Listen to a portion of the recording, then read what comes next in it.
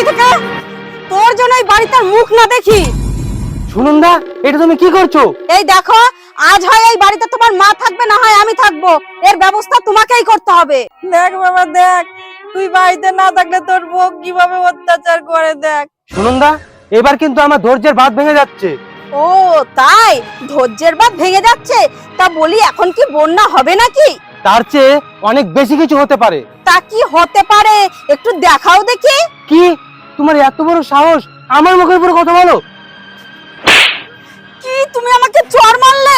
আমি করব না তোমার সংসার, এক্ষুনি আমি বাপের বাড়ি চলে যাব।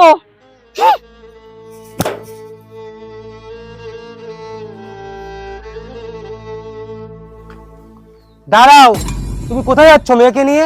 ও কোথাও যাবে না। ও কোথাও যাবে না মানে? তার মানে তুমি আমাকে সন্তানের থেকে বঞ্চিত করতে চাইছো? তাহলে অনুভব করতে পারছো তো সন্তানকে ছাড়া এক মুহূর্ত কিরকম লাগে? তাহলে তুমি কি করে চেষ্টা করছো আমার মায়ের থেকে আমাকে আলাদা করতে? তোমার যতটা তোমার সন্তানের প্রতি টান আছে, ঠিক তেমনই সুনন্দা আমার মায়েরও আমার প্রতি অতটাই টান আছে। সত্যি বাবলু, তুমি আমার চোখটা খুলে দিলে। আমাকে তুমি ক্ষমা করে দাও। আরে তোদের কেউ কারোর কাছে আর ক্ষমা চাইতে হবে না। আজ থেকে আমরা সবাই একসাথে মিলেমিশেই থাকবো। হ্যাঁ মা, আপনি ঠিক কথাই বলেছেন।